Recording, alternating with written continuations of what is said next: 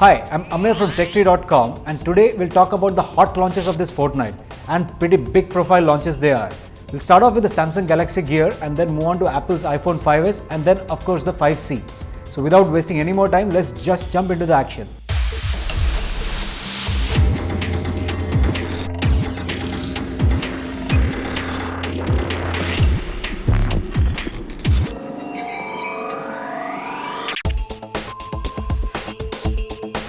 Let's start with the Samsung Galaxy Gear, the smartwatch.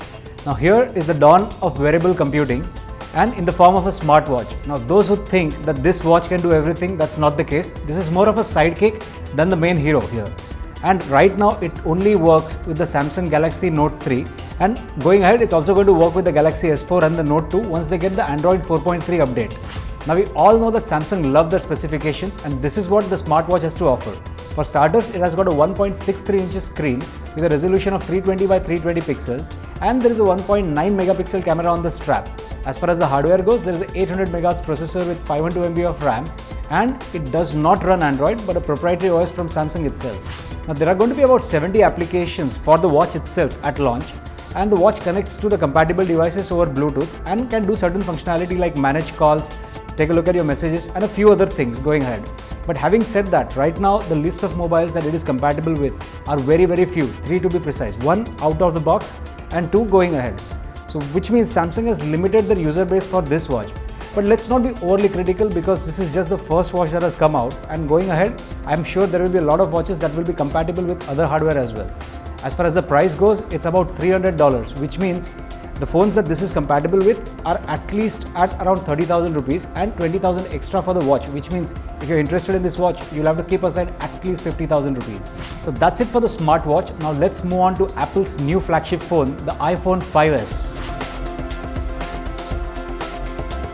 Now talking about the differences between the iPhone 5 and the 5s, there aren't too many on the face of it. Now as far as the hardware goes, they have gone in with a new A7 processor which is several times faster than the older one. And of course, there is another supporting processor that takes care of the motion calculations. But talking about the hardware, it simply means that it can do a lot more than what the earlier iPhone could possibly achieve. But having said that, the earlier one was fast enough and as far as the day-to-day applications are concerned, you won't see any significant changes there. But as far as higher-end games are concerned, the new iPhone should be able to play them rather smoothly. One of the major additions to the iPhone 5s is the fingerprint scanner, or what Apple calls the Touch ID. So what it does is basically scans your finger for the fingerprint and that becomes your passkey or your access to the phone, which means even if you keep your phone away and it's locked, nobody else can access your phone unless of course they chop off your thumb maybe. The camera on the 5s is still an 8 megapixel camera, but the sensor is about 15% larger, which means the photos will come out better than the iPhone 5. Apple also claims that the photo quality is going to be significantly better or at least noticeably better than what you got on the iPhone 5. Of course, there will be a lot more bells and whistles that Apple will throw into the camera along with a lot more filters as well. Now whether the quality is going to be better than that of the Nokia Lumia 1020, we'll soon know.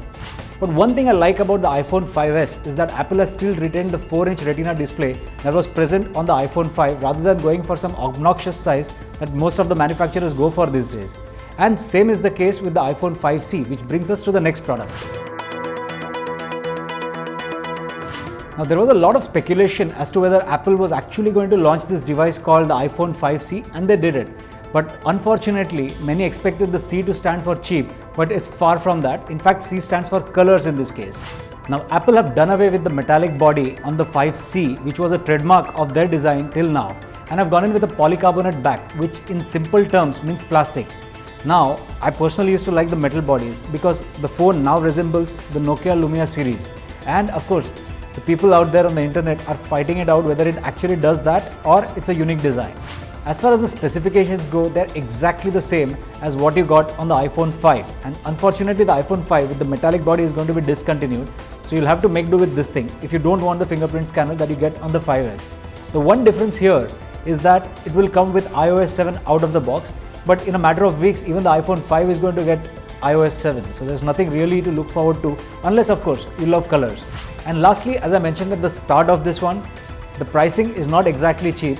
Now people have been talking about the $99 and the $199 pricing and everybody is in a state of euphoria, but unfortunately people are forgetting 3 important words and those are on a contract in the US of course for 2 years. Otherwise the off contract price is around $549 and $649, which keeps it in the range of around 36 to 43,000 rupees, and which by no means is cheap.